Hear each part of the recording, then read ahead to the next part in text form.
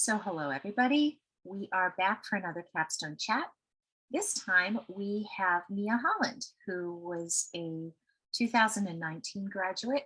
She majored in Comm, and her concentration was strategic Comm, and her minor was in Spanish. And she's going to kind of give you a perspective of what it's been like to get a job um, from a really recent graduate. So, here we go, Mia. It's all yours. Okay, well, hi everyone. Thanks for having me today.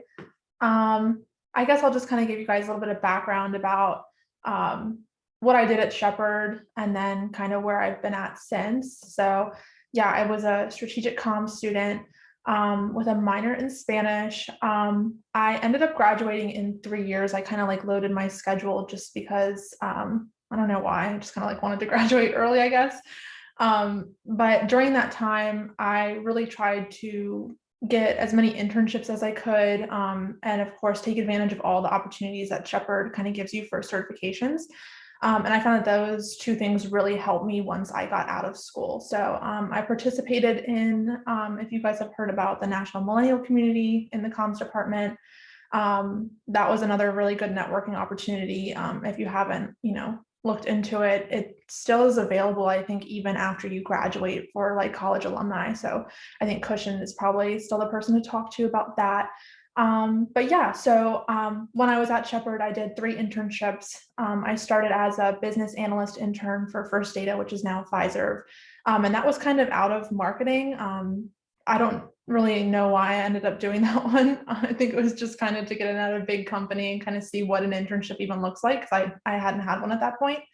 And so did a little bit of like internal comms for like more PR related for them, which was kind of interesting to kind of get in on that. Like I said, like a larger company and just see how that works. But that one wasn't super hands-on. So I ended up doing 2 internships at startups because those just allow you to do a lot more since there's not kind of all that red tape of going through these large organizations. So I was a social media intern for a company called Live Kindly that does media publishing. I was just kind of in charge of a lot of community management. So, when they were publishing articles, my responsibility was to push them out onto different social channels, and then kind of do a grassroots outreach approach on like platforms like Reddit and Pinterest, kind of like lesser used social, when you're looking at, what a lot of larger companies and their strategies are, which was honestly a really, really great thing to add to a resume. So definitely kind of look out for kind of different things in internships,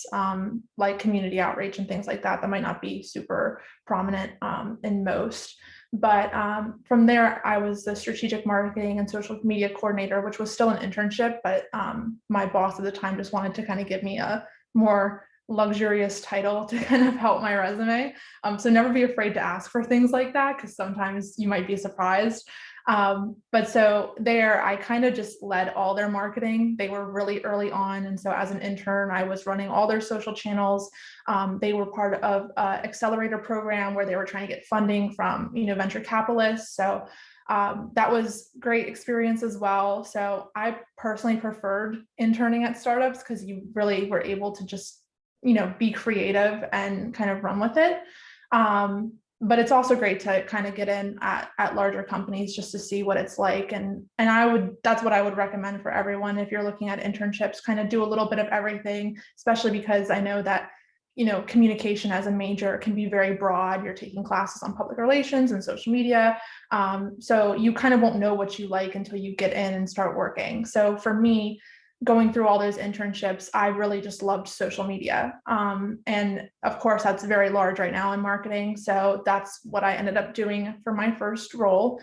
I went to a social media agency as an account coordinator. So I had a portfolio of about 30 clients, and that was specialized in the automotive industry. So I was working with like Porsche dealers in New York, like Volvo in Manhattan, of course, like Nissans and Toyotas and things like that. So I wasn't, working on their master brands, but I was working at the dealer level.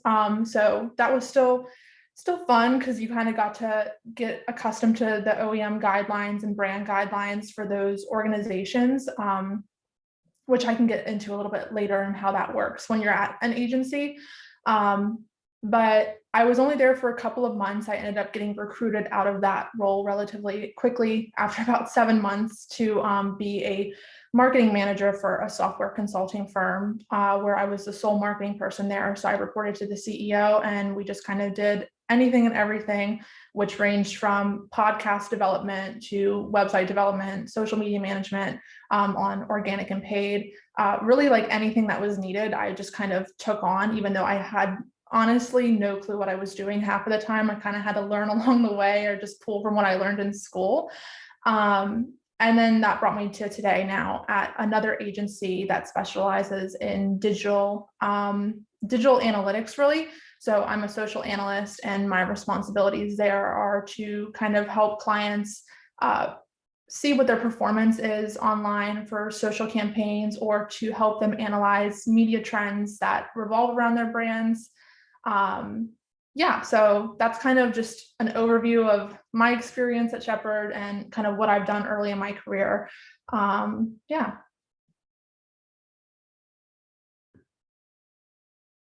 Oh, you're muted. Sorry. Who's got a question, guys? The way we usually work this, Mia, is that we keep a chat window open, and the students will write, I have a question, and that way they kind of can queue themselves up and you can just address them each. So who wants to go first? I've got a question. Yeah. First of all, thank you for coming and talking with us. It's really cool to like get to hear about someone who's like recently out of school. I was wondering, you said that you worked at startups, and then it's kind of good to get a good taste of like the startups and the professional, like more well-rounded, maybe more years of experience of having a business, different things like that. My question was, what was the biggest difference in working for a startup that you noticed? I know you said that it was sort of like you had like more freedom or more liberty to do what you wanted. Maybe you could just talk more about that. Like what kind of creative liberties were you able to take with the startup that you couldn't at maybe more progressed business? Yeah, so I would say the main difference was definitely structure of the program. So when I was a business analyst intern at First Data, it was a very structured program.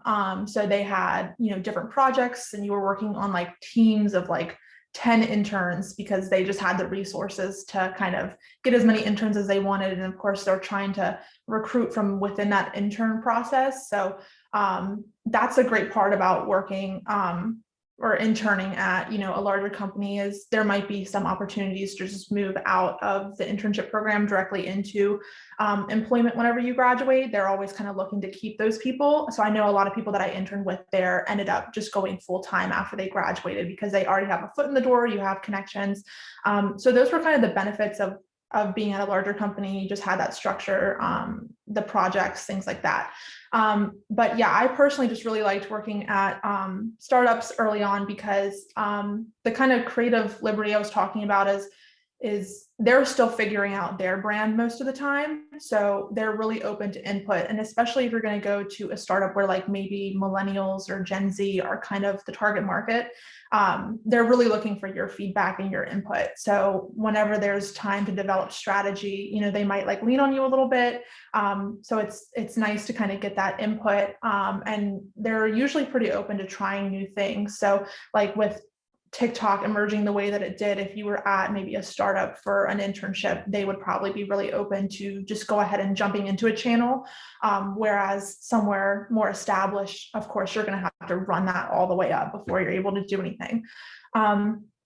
So I'm trying to think if there's like any examples of things. I guess like when I was, I don't even remember if I said where I was a strategic and marketing coordinator. That was technically an intern. There was a company called Auto Pets. They did pet technology. So it was basically like Pet Finder merging with back-end shelter software solution. And so when I was there, we were trying to just organically increase a lot, and we didn't have a very large budget for paid, but we had enough of a budget where we could do a giveaway. So we ended up doing 2 different giveaways, one for dogs, one for cats. And so that was something that just happened very quickly that I just brought up, and like, let's just see how many followers we can get based on trying to give a giveaway. And so, yeah, so that's like one example of something that just was able to happen really quickly because, yeah, you don't have to kind of run that up very far. Thank you. Yeah. Isaka, you have a question? Yeah. So how did you like market yourself to companies? Did you do it like through social media? Because it sounds like you may have done it through social media in order to get interest from people to get a job. So in what ways like did you do that? Yeah. So one thing I will say, and this is all thanks to Professor Larson, I used my professional website like consistently. I always kept it up to date. Especially when I was getting new certifications, would make sure to like include those on there, or any like relevant projects, work samples, things like that. Especially advice now, save your school projects, because there's a lot of times that I'm going through an interview and they're like, we would love to have an example of like a white paper. And I'm like, oh my God, it's probably like way in the trash on my computer. So definitely like save relevant projects that you can have samples for. But a lot of the time it was just kind of going on LinkedIn and applying. But one thing that I did a lot was I would kind of pay for premium LinkedIn so I could see who the job poster was. And if it was an opportunity I was really excited about, then I would send a message to them. You're able to kind of like either email them or just go directly to their profile.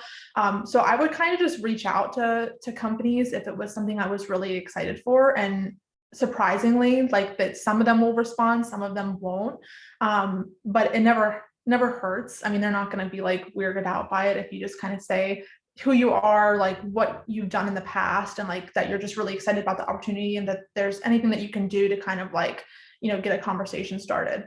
So that's something that kind of worked for me. But yeah, I would say for the most part, yeah, LinkedIn, keeping my website up to date and just being able to always kind of fall back into a portfolio whenever I was sending like personalized messages. Nice. Thank you. Yeah. Really? Yeah, hi. I wanted to ask you, you said that there were a few certifications from college that helped you a lot in, I don't know, like adult life, Yeah. job life. Which certifications were they? Yeah. Let me actually pull my list up. I should have done that earlier. I'm trying to remember what my site name is. I'll just do it on here. Give me 1 second. The site is Mia-Holland Weebly. Yes, there it is. Okay. So I remember the ones that I believe I ended up getting while I was going through Shepherd, I think were, and I got these renewed, they do expire. So I recently just renewed a lot of them. The Google Analytics individual qualification is something that I did during Shepherd, which was something that is just kind of like a basic one that a lot of companies recognize. So it's not a bad one to get. The Hootsuite platform certification, I believe I also got during Shepherd. That one is just nice to have because a lot of the times when you're going through interviews, people are going to ask technical questions of, like what platforms have you used for social media management before? So being able to just have a cert in one of those platforms, they're pretty accepting of just about any platform experience because a lot of marketing like softwares are very similar. So if they transition very well, so just having proof that you know how to use one is enough. Another one that I think I got was, I believe that one of the content marketings from HubSpot, I think that there was like an email marketing one or a content one that you could do during one of the courses at Shepherd. So that one. And then I just kind of got a couple along the way. HubSpot Academy is a really, really great like free resource to use. And there's like a course on just about anything. So like I said, like it's kind of like once you choose a specialty, and you don't always have to choose a specialty. Like when I was a marketing manager, I was, like I said, I was doing a little bit of everything, wearing a lot of hats, but a lot of the times if you're going somewhere a little bit like at a larger company like a Google, you're going to be like extremely specialized. So if you do choose a specialty, like HubSpot's a great place to get a certification, something kind of very niche. But yeah, so those are a couple of the certifications that I got while I was at Shepherd. Right. Thank you so much. And I have to check out your website and see all the Yeah, other- I should probably, I need to update it since a couple months ago, but it should be relatively up to date. Carly. I was going to ask what type of things do you include on your website? Yeah, so some of the things that I've included are, of course, just like a short bio. I do include my resume, so I think I have like an image of it as well as a download button into a PDF form. Other things that I include are just some screenshots of like work samples. I do a decent amount of like volunteer work on social and graphic design. So like I'll try to include things if I can remember to save them whenever I do that. And then I do include a list of my certifications with like links to show that they're valid if they include like a PDF of the certification or like a link to the website that you got it on. I'll make sure to like link those.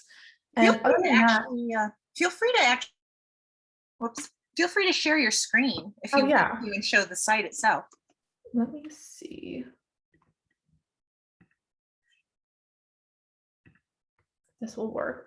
It's like my computer like just never wants to allow me to. Okay, never mind. Yeah, sorry. So I don't know why I have all these like blockers on my my computer from work, and it never allows me to share my screen. But yeah, I apologize about that. But those are kind of like the main things that I will include on my website whenever I'm kind of getting it up to date and like, you know, and back in the job market. Cool, thank you. Yeah. James.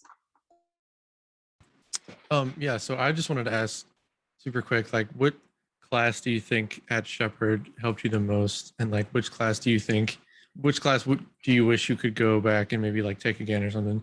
I know some of the other guest speakers we've had have been like, oh, I wish I could go back and take this class 3 times in a row. I was just wondering if there was any class that sort of like stuck out like that to you.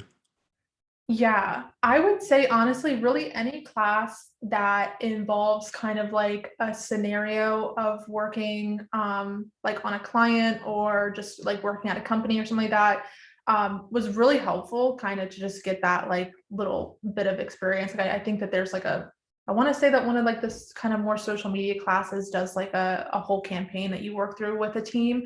That can be really helpful just to kind of see like an end-to-end you know, kind of process of what that would look like. And I know that from experience that it's pretty similar, kind of like starting with like a creative concept and like developing strategy and then eventually going into like implementation and mapping that out. So I would say that was probably really helpful for me. One thing that recently has come in really handy is something I didn't think I would ever need to use. But if Cushion is still doing the like meltwater media analysis kind of like Boolean query writing, definitely just take note of that and like keep that in the back of your head, because you honestly might have to use it for like social listening or like earned media analysis or something like that. So yeah, there's like little things that you guys will learn throughout your time at Shepherd that may seem like I'm never gonna need this, but definitely yeah, keep it in the back of your head, because I'm glad I did.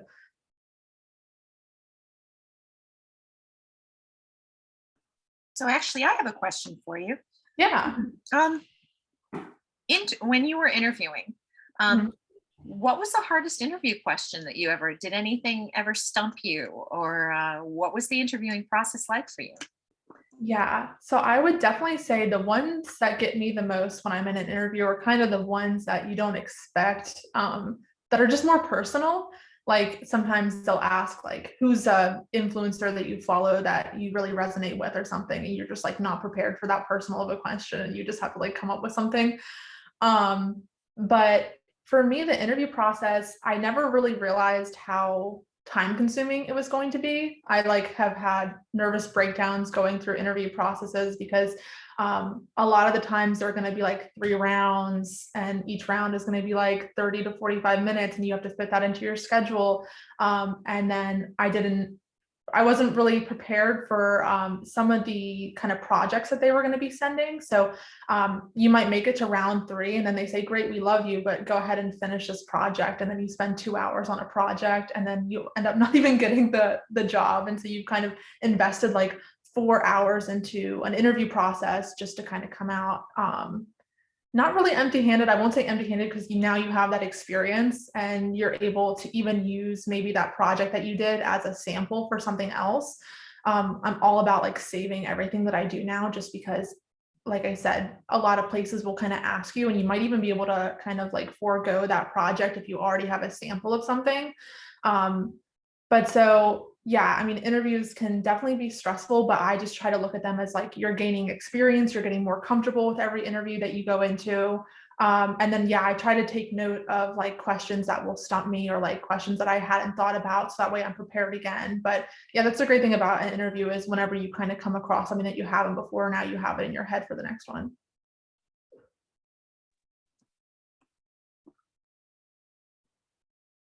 Bailey, you have another question. Yeah, since you graduated so recently, I just wanted to ask, like, what was the biggest challenge transitioning between like school and being like a full-time worker? Yeah, for me, it was definitely, I really liked college. I enjoyed it because of like, I don't know, like I'm a very structured, organized person. So the idea that kind of like I knew my homework assignments and I knew my deadlines and things like that. I think the hardest transition for me getting out of school was going into an environment where things change all the time. Like deadlines are pushed, especially if you go to an agency. Agency life is absolutely crazy because you're kind of going by what your client needs. And multiple times, I mean, you usually always have multiple clients. So you're just constantly getting pulled in different directions. So moving from like a really structured setting to something that's a little more up in the air a lot of the time, I think that was the most difficult thing for me. Do you miss rubrics? I do. Oh my gosh, I miss like a syllabus with all my deadlines and everything. I could plan it. Yeah, I loved it. Remember that. Jacob.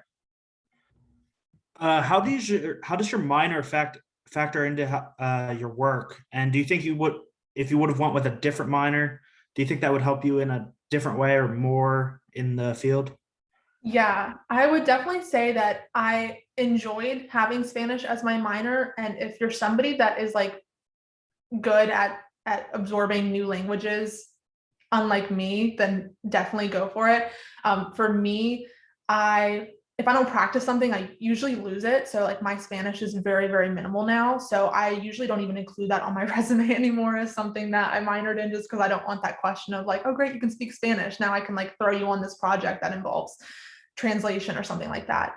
But a lot of the times I would say, yeah, I mean that it does, minors do help. I would say like if I was stronger in mine, I would definitely use it more to my advantage. Ricky. Yeah, was there anything that you like struggled with within your internships aside from like not necessarily knowing exactly what you were gonna have to be doing or like what you had to be doing? Yeah, so I would say for my internships, I guess the biggest struggle was just juggling everything. I really loaded my schedule. Like I think like the heaviest course load I had was like 23 credits or something at one period. And then I was doing 2 internships at once. So I kind of took everything on at once. So that was difficult, but it taught me like time management. I really developed like skills of how to like organize like what I needed to do. So that kind of helped me in the terms of how I was saying that the biggest obstacle was just like moving away from a structured environment. You kind of just have to learn to adapt and like develop your own way of structuring the craziness that is going to be a real job. But yeah, I think that that was probably just the most difficult thing, was just trying to balance being a student and also having kind of like a job, but one that doesn't pay you usually. So Right. yeah. Yeah. Christian, Hi. So my question is there anything like, I guess, unexpected or unorthodox to put on a resume that like the average person wouldn't have thought of? Yeah. So there's a couple of things I've played around with my resume before. Like, I know some people are like really strong, like never include a headshot because of, especially the time that we live in now, a lot of companies are kind of having like diversity, equity, inclusion, really strong programs. So sometimes putting like a picture on a resume, they just don't prefer that. So I think since then I've kind of removed my headshot from my resume. I've played around with formatting a lot. So like for skills, like instead of just saying like my hard skills and my soft skills, I've included like basically like a measurement of where I felt I was proficient in those fields. So I think it was like 5 bubbles, and I basically would fill out how comfortable or strong I feel in that skill. And that was actually something that was a talking point in a lot of my interviews when I did have that on my resume. They would kind of ask me like, why did you rate yourself this way?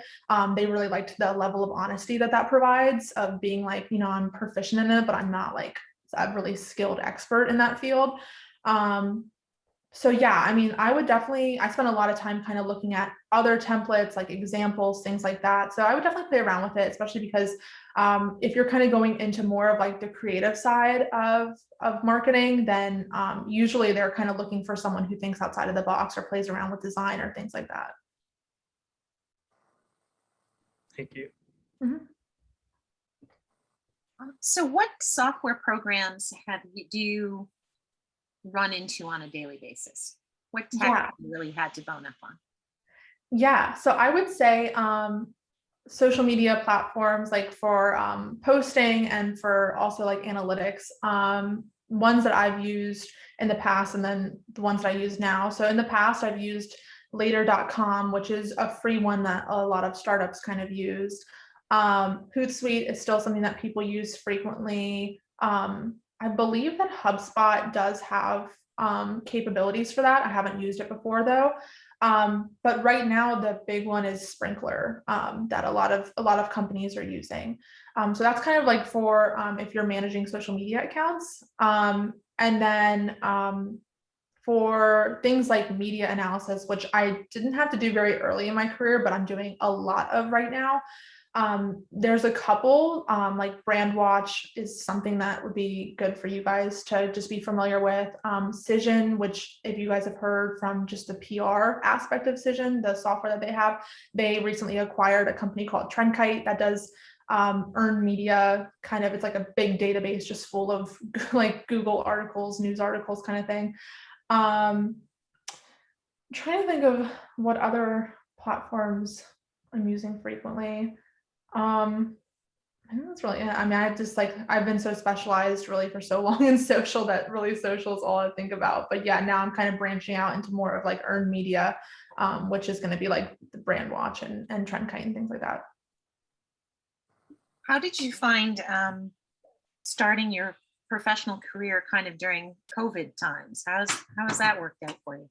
Yeah, that was a very big adjustment. So I actually did I left my first agency right before COVID. So I was only in my second job for about 2 months before COVID hit. And then of course everyone went fully remote.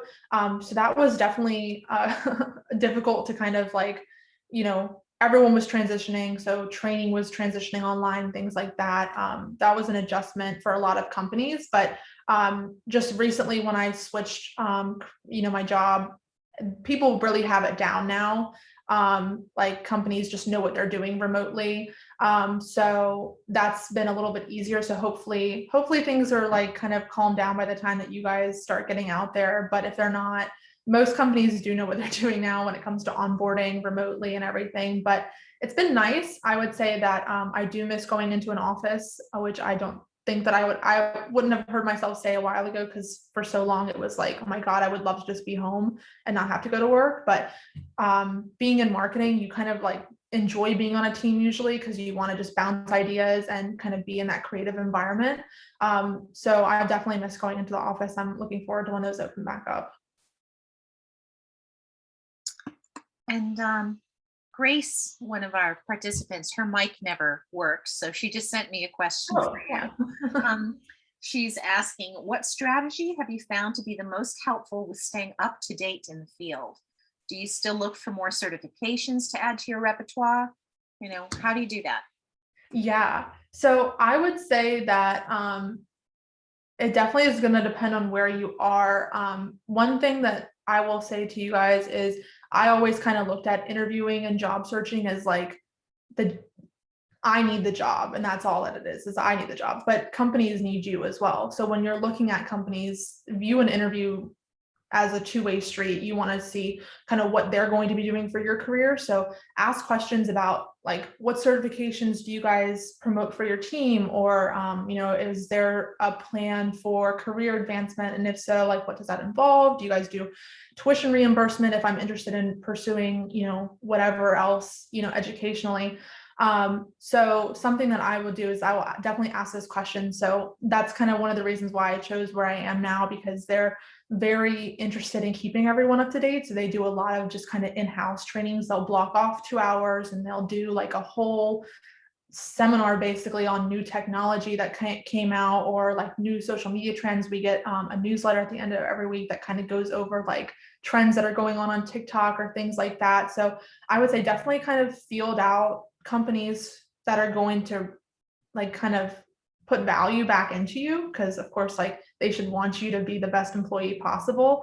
But besides that, I just kind of have gone off of what I'm interested in or where my weak spots are. So one thing was when I was a marketing manager and I was having to do website updates. Website design was something I didn't have a problem with, being able to kind of put out what I wanted it to look like, what kind of content needed to go on it, but I was never able to implement it myself. So I had to work with developers in order to do that. So I started taking kind of certifications on the back end of website development. So kind of just like seeing like where maybe like your weak points are and just looking for a certification there. That's been helpful. Just out of curiosity, what back end what were you using? What kind of? So I was using like Code Academy. It's like one of the kind of cheaper options for doing that kind of thing. And they have like a whole back end career path that goes through like kind of like what you probably learned with Monica of like HTML, and then they go into more of like the what is the word I'm looking for? Interactive kind of aspects of website, which use like Java and things like that. So I started that. Did not finish it. That's on my to-do list. Okay, April has a question. Actually, you answered my question very thoroughly. Thank you. I was going to ask about your job, if they gave you like materials or courses to use so you know what you're doing, obviously at the job and what they want you to. And you also answered my question about doing your own certifications. And I love that you gave us some examples. Do you have any other examples that you use or that you recommend for us to use and put in our resume? Yeah, so I know Monica definitely shared the link to my portfolio website, which has the few that I've done, but I would say like just anything that right now kind of you guys have taken courses on and maybe you've been interested in and you kind of know that you want to go in that direction. There are like so many websites out there that just offer free courses, even if they don't look like super fancy, just do them and add them to your resume. Maybe not like your actual resume, but at least your portfolio website. That's why I love the portfolio website, because there's a lot of things on there that I'm not going to include on my resume, but that maybe I want to just put on there, just in case. An example of that was I was doing an interview and they kind of just wanted to see if I had any TikTok experience. At that point, professionally, I had no TikTok experience, but I just did a volunteer one for like an animal shelter that I was working with. And so I just threw that on my portfolio website real fast. I was like, oh yeah, I got one. Like, go look at my portfolio website. So I would just say like, yeah, just anything that you're interested in, just try to find something online for it. Do you keep any metrics on your own website to see who visits? I think, yeah, I think Weebly actually does kind of show you like visitors. So sometimes I'll just go in and just check, especially if I'm in the job market and I've been sending it out. I'm going to just go take a look at how many people maybe have gone. But it's definitely something that people bring up a lot, which is why I'm like trying to like just jam it as much as I can, like keep that up to date. Because when I'm interviewing, that's usually a topic of conversation a lot of the time. That's fabulous to hear. Good. Yeah. Glad you did that. Yay. Yeah, I am too, definitely. So students, do you have any more, anybody else have any burning questions?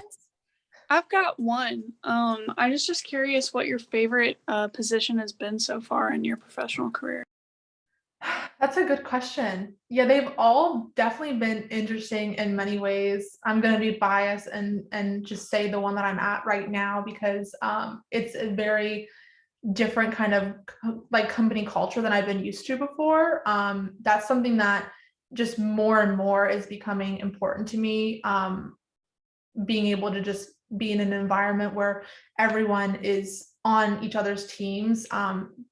Office politics do exist and they're really crappy when you get kind of caught into an environment like that. It just drains you. You don't look forward to coming to work. And I've had to deal with that in the past. So being somewhere where everyone's really positive and they want to help you just further your career because they understand that if you're happy, you're going to work better, you're going to work longer hours.